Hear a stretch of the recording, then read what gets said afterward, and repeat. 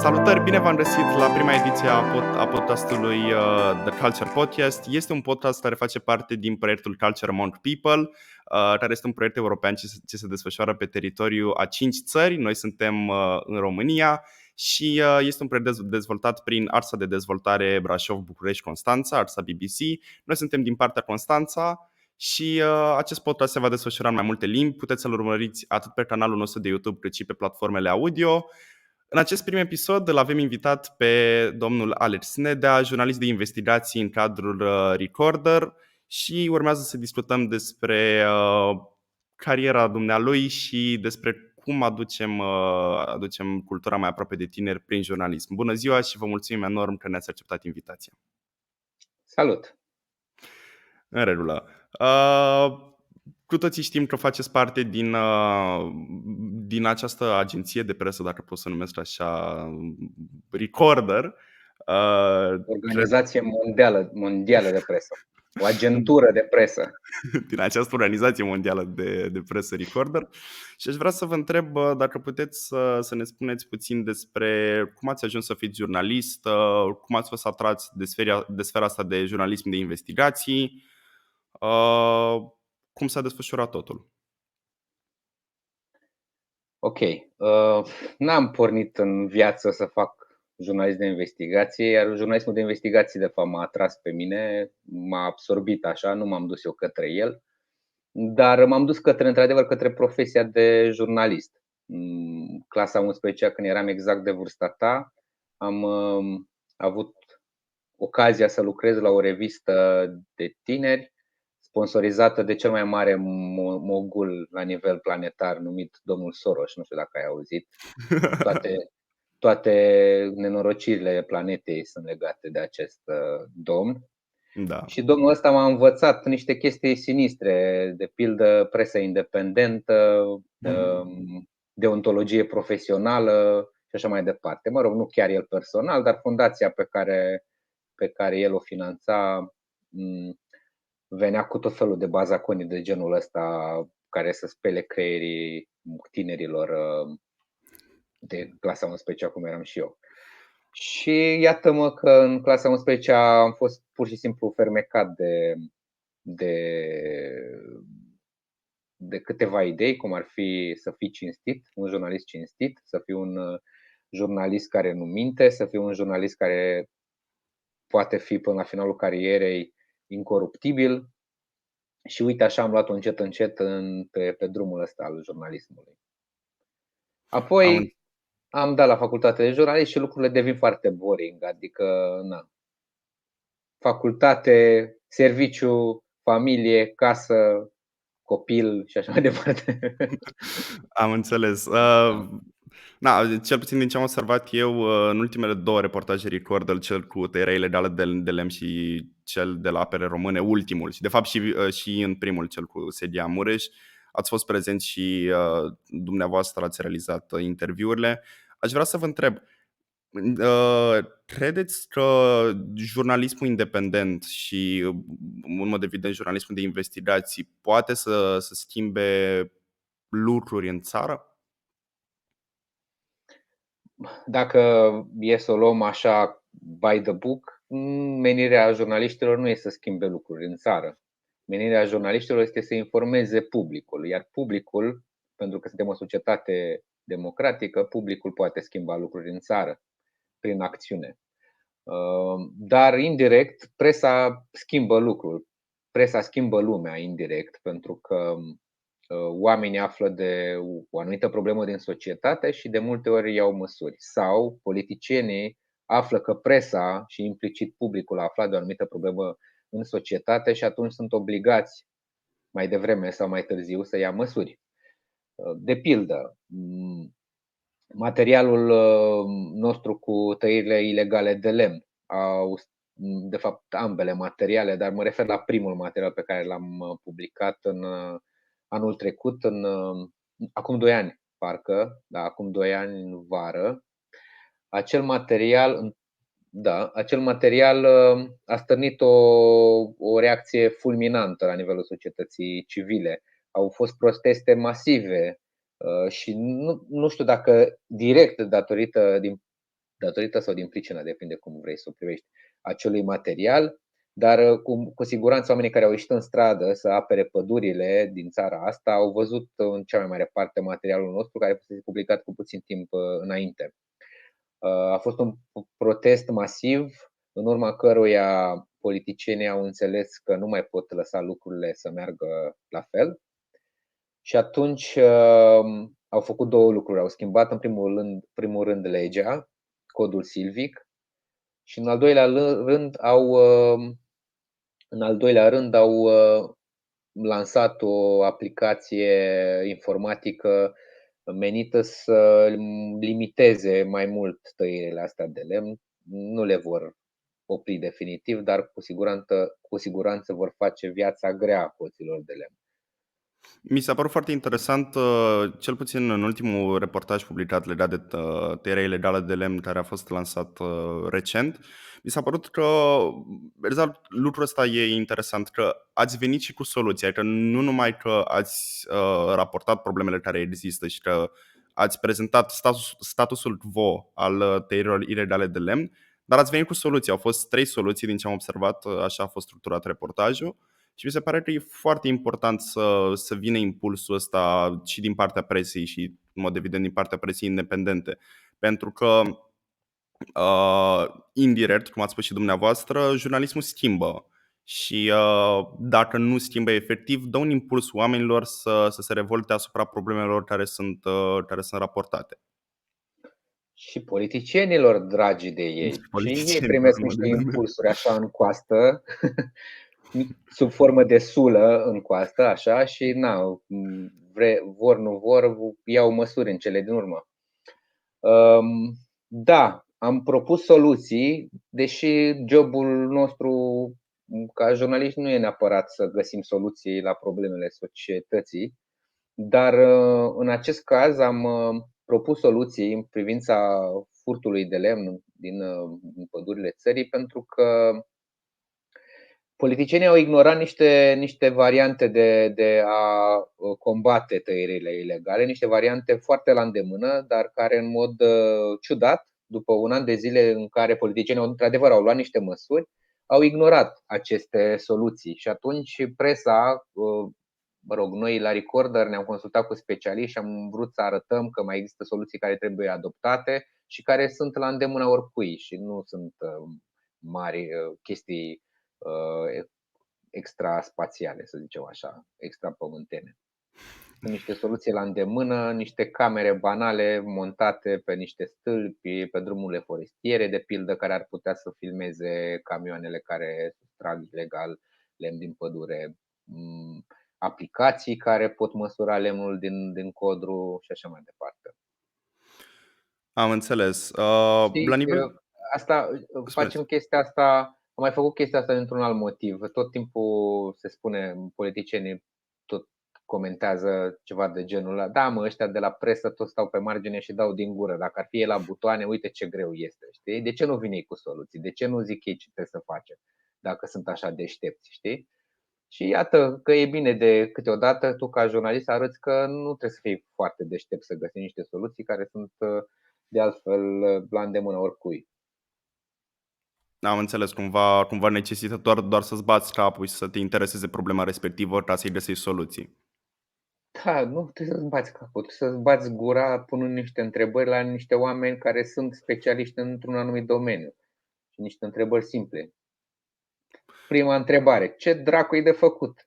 Ce facem? Da? Adică nu e foarte complicat să găsești niște întrebări care să te ducă către o soluție simplă. Am înțeles.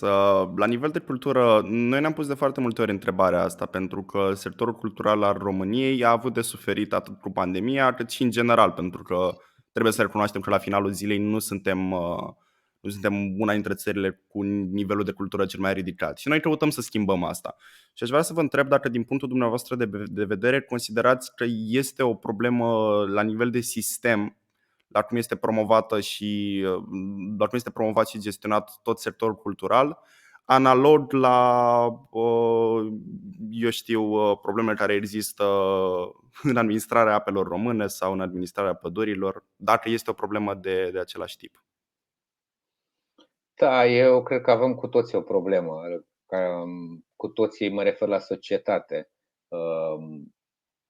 Nu, nu prea ne pasă nouă așa de cultură, știi? Ne place să băgăm la burtă, mergem la supermarket, ne umplem 13 cu căruțe din alea, cărucioare din alea cu alimente, băgăm la burtă, dar nu băgăm nimic la cap, știi? E o problemă care pornește de la învățământ în primul rând, care e pe ducă de 30 de ani și care, Într-adevăr. într-adevăr, da, îmi pare rău că, uite, un tânăr de clasa 11-a trage concluzii din astea radicale, fiind încă pe băncile școlii, dar sunt niște concluzii, cum să zic, nu sunt în afara realității.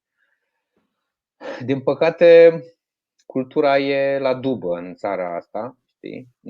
Chiar e o colegă jurnalist care are un site se numește Cultura la dubă și contul de Patreon al acestui site, Cultura la dubă, care e un site foarte bun de zona culturală, de jurnalist de cultural, adună undeva la 100 de euro, pe când un site-ul unui așa zis propagandist, vlogger sau cum vrei să-l numești, adună undeva la 4-5 mii de euro lejer.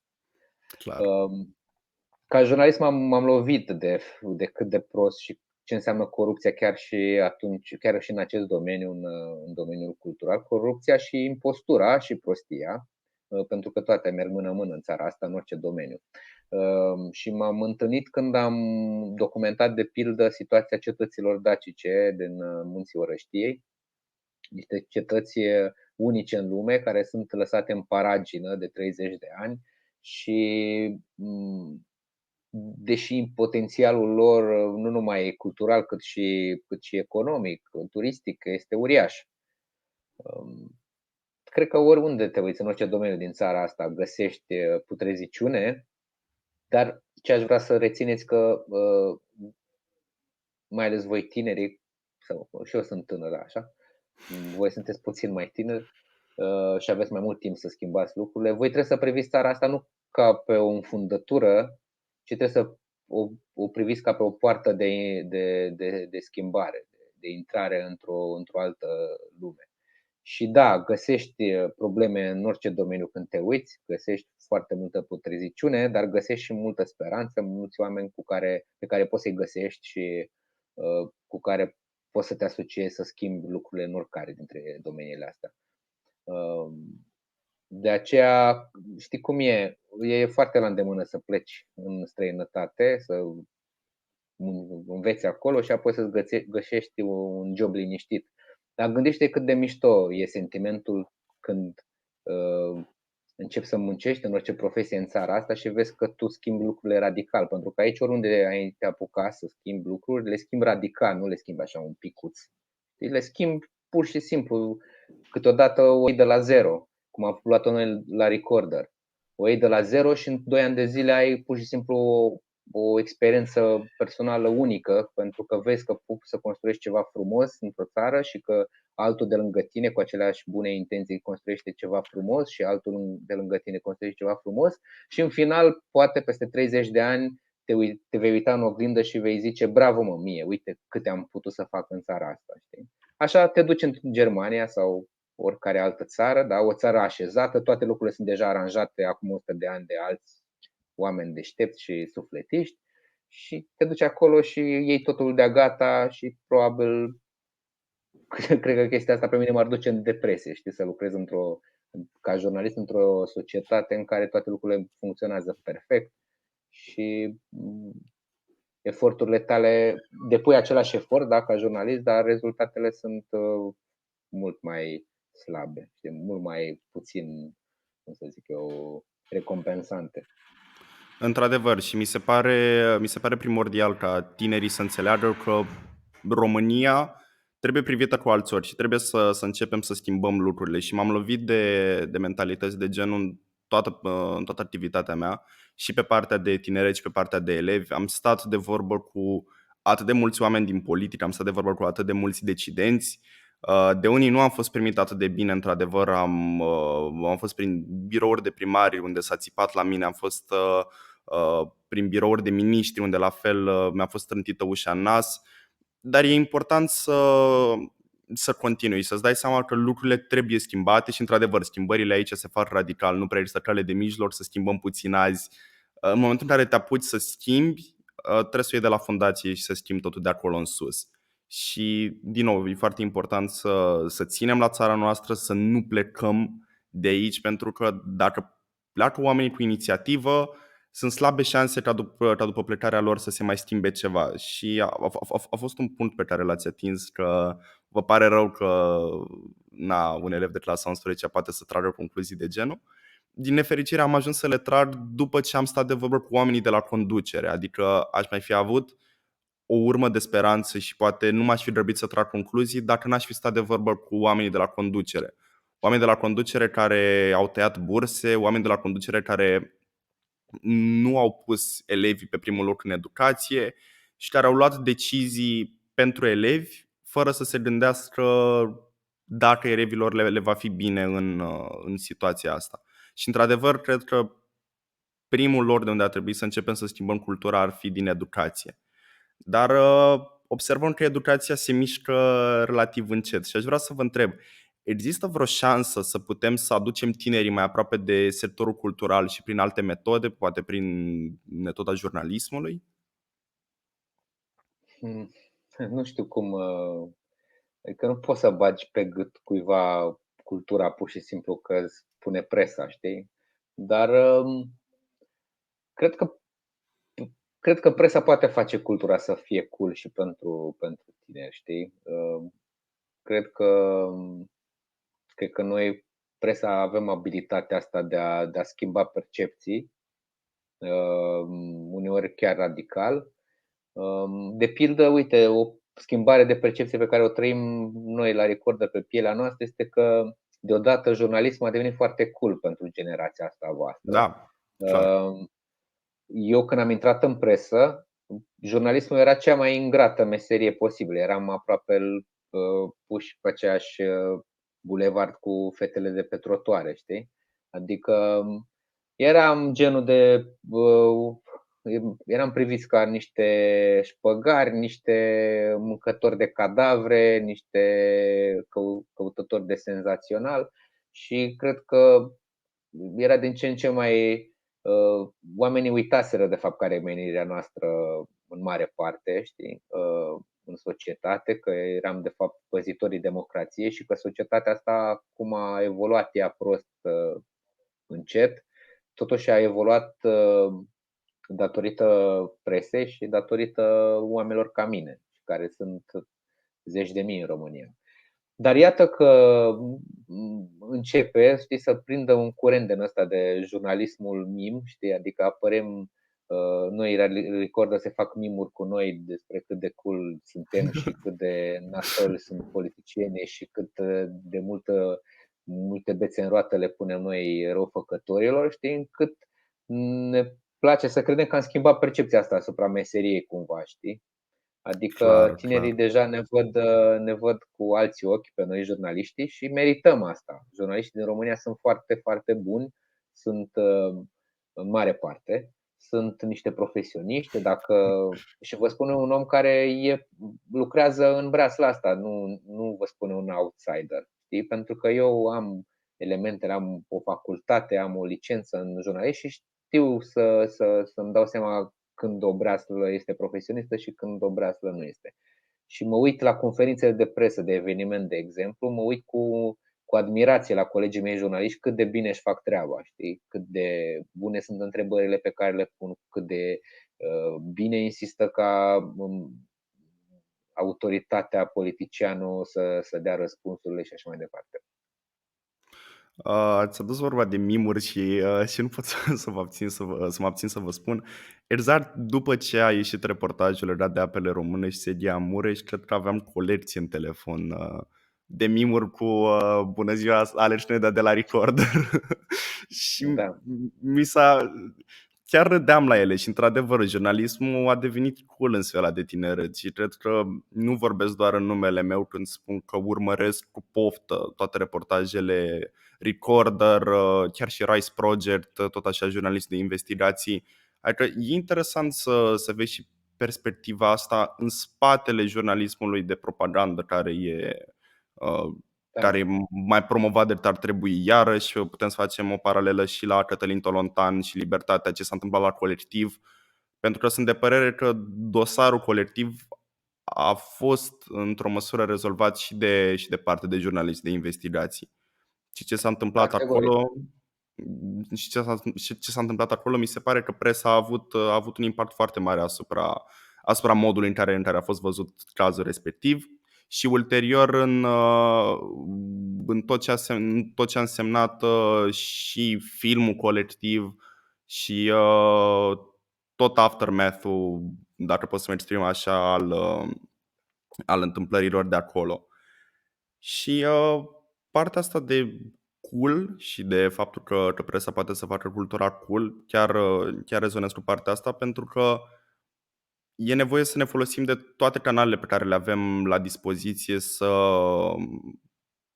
să promovăm cultura, pentru că suntem o țară în care cultura lipsește clar. Și credeți că, eu știu, am putea să dezvoltăm niște reportaje despre, eu știu, partea mai nevăzută a României, sau cum am putea să aplicăm toată promovarea asta?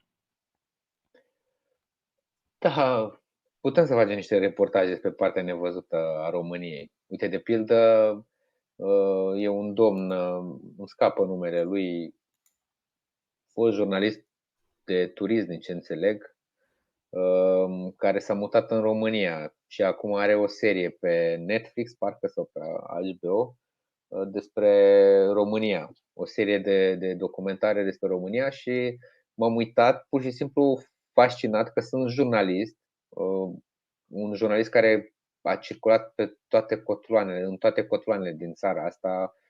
Nu cred că există județ în care să nu fi fost. Eu lunar merg prin țară și totuși am descoperit în documentarele alea o groază de lucruri pe care nu le știam despre țara în care trăiesc, despre oamenii din această țară, despre obiceiurile lor, despre mâncarea de aici și așa mai departe.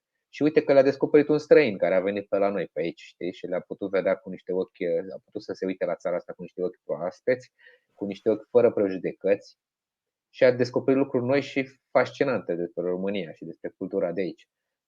Asta e problema noastră a jurnaliștilor din România și nu numai a lor, de fapt problema cetățenilor din România este că privim cu prejudecată țara asta. E un căcat de țară, mă scuzați, e o prostie de țară, domnule, nu ai ce face aici, lasă-mă, domnule, cu munții ăștia, ce cu munții ăștia, lasă-mă în pace. Ce cu marea asta, ce cu litoralul ăsta plin de oameni care vin și stau acolo, se îngrămădesc pe nisip și așa mai departe, știi? Când de fapt noi avem cei mai mișto munți, cred că din lume, avem cea mai frumoasă natură din Europa, avem cea mai bogată populație de animale sălbatice, și ar trebui să fim mândri de locurile astea și foarte, foarte recunoscători că ne-am născut aici. Clar, și eu sunt de părere că este o problemă de mentalitate și trebuie să rezolvăm problema asta de mentalitate. Dar considerați că este și o problemă la nivel de conservare a diferitelor monumente sau a diferitelor, eu știu, bucăți, frânturi de cultură, pentru că foarte multă lume le vandalizează, le denigrează la nivel general. Cum am putea să intervenim pe partea asta și cum am putea să promovăm conservarea culturii și nu numai la nivel de monumente efective, pentru că și la nivel social foarte multe opere din sfera culturală artistică, din sfera literară, nu sunt luate în considerare și de obicei când ne raportăm la literatura României, foarte mult se gândesc la Mihai Eminescu, eu știu, Caragiale, Creangă și așa mai departe, dar cultura României și cultura românilor, de fapt, este mult mai adâncă de atât și se întinde pe foarte multe ramuri. Dar aș vrea să revenim la partea asta de conservare. Cum am putea să promovăm conservarea? Cum am putea să o încurajăm, poate? Iarăși ne întoarcem la educație. Fără educație suntem niște barbari, iar barbarii nu apreciază cultura. Barbarii nu văd din altceva decât patru pereți din nu știu ce casa unui fost boier al României. Văd patru pereți și un acoperiș uprezit, nu văd valoarea culturală a acelui obiectiv, știi? De exemplu, mi-aduc aminte cu tristețe de un subiect pe care l-am făcut despre casa lui Brâncuși, da? Suntem toți patrioți prin Parlamentul ăla, ne batem cu pumnii în piept ca maimuțele cât de patrioți suntem noi și cât de mult iubim țărișoara asta sfântă, da? Dar nu suntem în stare să salvăm lucruri care reprezintă țara asta sfântă, da? Pe care tot o pupăm în fața ecranelor, știi? Pe obrăjori. Și unul dintre aceste lucruri era casa lui Brâncuș, unde s-a născut Marele Brâncuș, care era un coteț dărâmat cu niște bârne putrezite căzute la pământ și niște găini care erau pe acolo, ciuguleau boscheții din crescuți în casă, știi? Asta era casa lui Brâncuș și tot felul de deștepți au condus Ministerul Culturii, tot felul de deștepți au condus Consiliul Județean din acel județ sau primăria din acea comună unde se afla această casă, fără să facă absolut nimic pentru a salva o parte din cultura României. Considerați că atunci când ne raportăm la educație, ne raportăm la educația efectivă din școli sau mai mult la educația de acasă sau cei 7 ani de acasă, cum sunt numiți? Păi nu mă refer la cei 7 ani de acasă, dar mă refer la educația de acasă, care merge mână-mână cu educația din școală. E o problemă pe care o știu de la părinții mei, care sunt profesori, că românii văd că educația se petrece consideră că educația se petrece doar în școală și e o prostie. În școală copilul stă 4-5 ore pe zi, restul le petrece în casă, alături de părinți, alături de rude și așa mai departe. Educația se întâmplă în orice secundă, trebuie să se întâmple în orice secundă din existența unui copil și a unui individ. Că nu vorbim de educație doar la nivelul copilului. Educația ar trebui să-l înconjoare, să-l urmărească pe om până intră în mormânt, de-a lungul întregii vieți. Și da, fără acest element de educație, cultura nu are cum să trăiască, nu are cum să respire. Am înțeles. Acum că am discutat puțin despre partea de cultură, sunt curios puțin mai mult să vă întreb despre meseria dumneavoastră și despre partea asta de jurnalism de investigații. Um, Cum ajungeți să tratați subiectele pe care le tratați? Adică cum ați ajuns, spre exemplu, la problema de la Sedia Mureș sau din ultimul reportaj cu apele române? Sau chiar și cum ați realizat reportajul cu 30 de ani de la Revoluție? Este puțină contemplație în găsirea unui subiect și multă discuție cu oameni, da? Cu tot felul de oameni, tot felul de persoane din diferite domenii. Noi, ca jurnaliști, ne facem surse. De-a lungul carierei noastre ne acumulăm un bagaj impresionant de oameni cu care vorbim din când în când, din toate domeniile posibile. Și oamenii ăștia sau alții sau cunoscuți de-ai lor de obicei ne semnalează probleme de societate, știi? În cazul, de exemplu, în cazul Ianculescu, că ziceai de Seghea Mureș, la cazul Ianculescu am ajuns pur și simplu pentru că ne contactase Ovidiu, dar nu ne contactase așa din senin că îi venise lui Ovidiu să sune la recorder, ci ne contactase pentru că noi tratasem un subiect asemănător deja în recorder despre politizarea într-o altă instituție publică la Direcția Silvică Mureș și el a aflat așa astfel că noi am fi interesați de genul ăsta de subiecte și ne-a contactat. Deci cumva munca noastră generează noi subiecte pe care noi le tratăm și acele subiecte sunt iarăși pe care le-am tratat sunt iarăși furnizoare de alte subiecte. În general, oamenii vin la noi, dar și noi mergem către oameni. Ți-am zis, avem o listă, eu am o listă cu sute de oameni pe care i-am întâlnit de-a lungul carierei mele, pe cei mai mulți dintre ei mai sunt din când în când, îi mai întreb de sănătate, îi mai întreb ce probleme mai au prin domeniul lor și așa mai departe. Și 99% din cazuri, 9, obțin niște răspunsuri care nu sunt neapărat subiect de presă, știi? Dar care pe mine ca individ, ca jurnalist, mă ajută să înțeleg mai bine societatea în care trăiesc și să mă facă să-mi pun mai multe întrebări care să mă ducă către subiecte noi. Dacă ar fi să ne sintetizați puțin sau să ne povestiți despre partea nevăzută a jurnalismului, adică ce nu văd consumatorii de presă, care ar fi lucrurile acelea? Sau cu alte cuvinte, la ce riscuri se răspund jurnaliștii de investigații? Sunt două întrebări aici. Să știi că partea nevăzută nu e neapărat partea de riscuri. Și ce nu se vede, care e partea nevăzută a muncii unui jurnalist, este, să zic, procentual cam 99% din munca pe care un jurnalist o depune nu se vede de către public. Noi muncim extraordinar de mult adunând informații care în final nu mai intră în materialul final. Muncim, dăm telefoane, vorbim ore întregi cu oameni și facem ore întregi de interviuri care în final nu intră nici măcar o secundă în materialul final.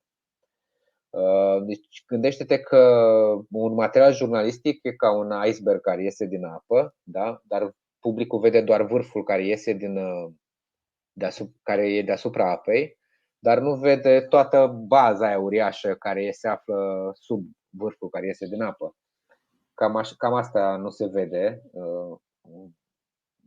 Cam asta nu vede publicul, știi, când vede un material jurnalistic, cum e cel de la Record, dar cum poate fi un material jurnalistic la Rise, de la Rise Project sau de la Libertatea, din echipa lui Cătălin Tolontan și altor jurnaliști de mare calibru din țara asta.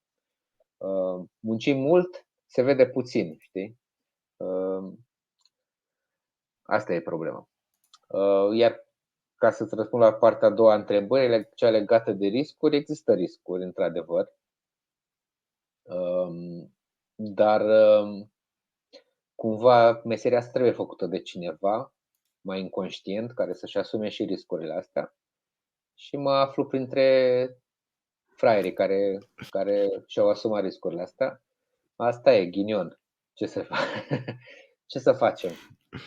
Dar să știi că nu am fost de multe ori pus în pericol fizic, doar de 2 ori mai sănătos. Odată când am fost atacat de 100 de săteni beți înarmați cu furi și topare care au tăbărât pe noi într-o pădure pentru că le filmam dezastrul lăsat chiar de ei în urmă, adică zeci de hectare pur și simplu zeci de hectare de pădure cu arbori furate de pe acolo și au tăbărât pe noi, am scăpat cu viață, dar după vreo 3-4 ore de coșmar. Și au mai fost un caz, dar mă rog, nu chiar așa de grav. Ăsta a fost de fapt cel mai grav caz pe care atunci când chiar am văzut moartea cu ochii, să zicem. Dar să știi că eu și conduc. Sunt șofer. Și de 12 ani sunt șofer și am văzut de mai multe ori moartea cu ochii ca șofer decât ca jurnalist. Îmi imaginez, șofer în România e un sport extrem. Exact, da. Deci iată o altă meserie care implică riscuri. Asta e. Da, eram foarte curios pentru că am pățit eu care, eu știu, n-am fost atât de vizibil în funcțiile în care am fost de vicepreședinte CJ Constanța sau din postura de public speaker și așa. Am pățit să primesc amenințări cu moartea în mesaje sau amenințări cu bătaie și așa mai departe. Și mă gândeam că, băi, dacă eu care mă expun așa puțin pățesc chestii de genul. Cum pățește un om care e expus tot timpul și jobul lui ăsta e să se expună, să stea de vorbă cu oameni care de foarte multe ori pot deveni periculoși, pentru că sunt foarte sigur că cel puțin odată ați deranjat pe cineva cu foarte mult spate, să-i zicem așa, sau cum am observat la Rise Project când a fost documentarul cu măști, acolo era vorba de o mafie întreagă. Și consider meseria pe care dumneavoastră și cei care dumneavoastră o practicați ca fiind o meserie cu un risc crescut, sau cel puțin așa văd eu din exterior. Este, Și într-adevăr.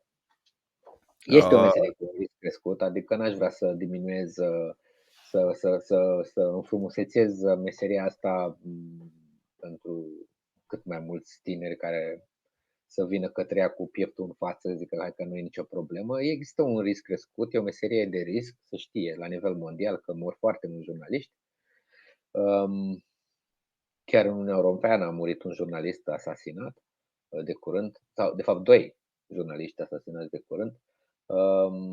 Dar de obicei nu primești amenințări. Asta e partea frumoasă a vieții, că atunci când te amenință unul, de obicei nu e și pus pe fapte, știi? Și dacă tu ai primit multe amenințări, cu siguranță le-ai primit la niște copii la fel de inconștienți, foarte inconștienți, care nu își dau seama de consecințele acțiunilor. Știi că amenințarea este o infracțiune și că s-ar putea ca cineva să-i caute pe acasă pentru că au trimis mesaje de amenințare. În cazul unora mai copți la minte, de obicei ei nu trimit mesaje, ci te caută direct pe acasă sau sunt puși pe fapte, știi? Dar în România să știi că riscurile sunt mult mai mici ca în alte state, să te caute unii pe acasă că ai făcut un material nasol despre ei sau le-ai stricat business-ul de 30-40 mii de milioane de euro pentru că ai făcut o anchetă la Recorder, ai filmat niște canale pe la țară. am înțeles. E interesant oricum și partea asta și bănuiesc că înfrumusețează meseria până la urmă, adică dacă mă gândesc că o face mai puțin plictisitoare sau nici nu știu. Da, nu e plictisitoare, n-aș putea zic că o înfrumusețează, știi, să nu fim acum să părem viteji, știi, ce mișto e că te simți amenințat. Dar Da, cu siguranță face parte și vine la pachet cumva cu toată experiența de jurnalist. da, așa este. Da, Ți-a spus de la început tot pachetul acestei meserii fabuloase. Este cea mai frumoasă meserie de lume din punctul meu de vedere, dar are tot felul de pro și cons, știi, sau tot felul de calități și de defecte, na, ca orice lucru imperfect ca orice lucru din lumea asta care e imperfect în esență.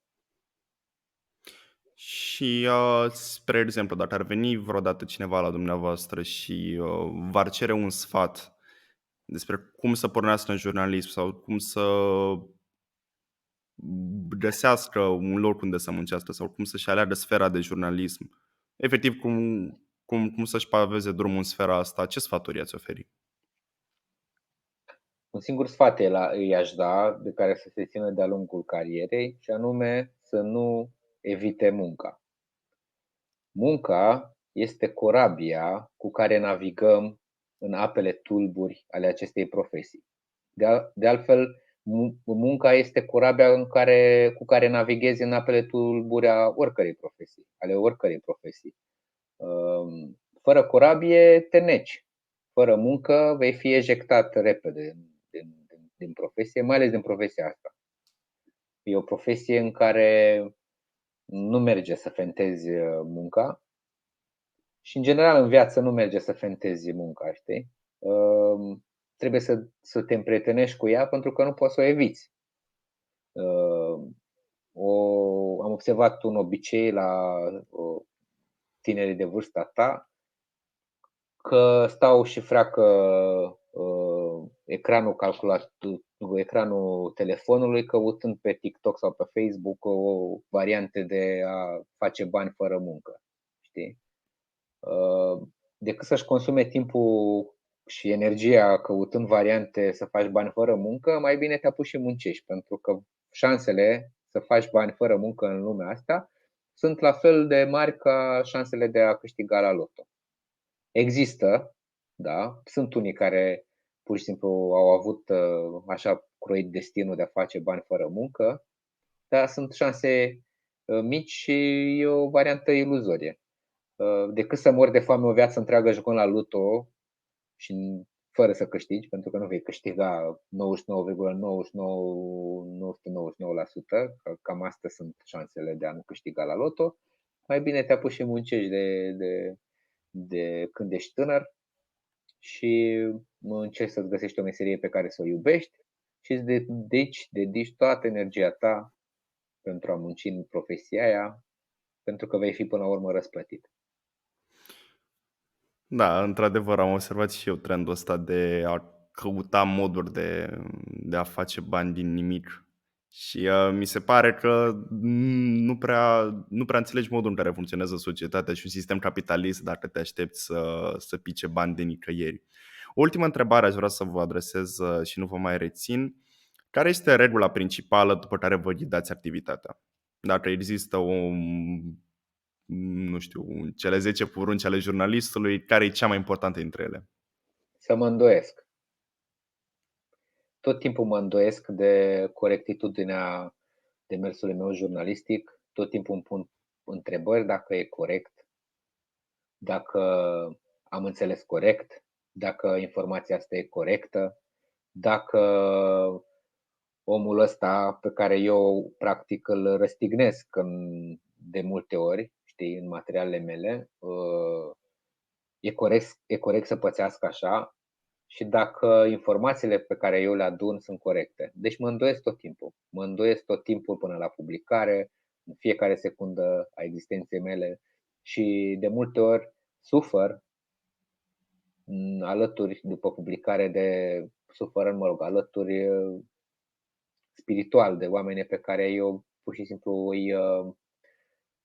uneori chiar îi desființez, știi, în materiale și pe care eu îi desființez în materialele mele, fără să am nici cea mai mică intenție să fac asta. Dar indirect oamenii practic n-au o viață ușoară de multe ori după publicarea unui material, unei investigații recorder. De aceea cred că cea mai sănătoasă atitudine a unui jurnalist este să se îndoiască în fiecare secundă.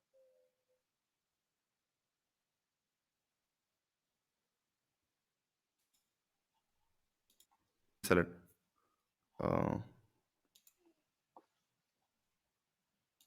Da.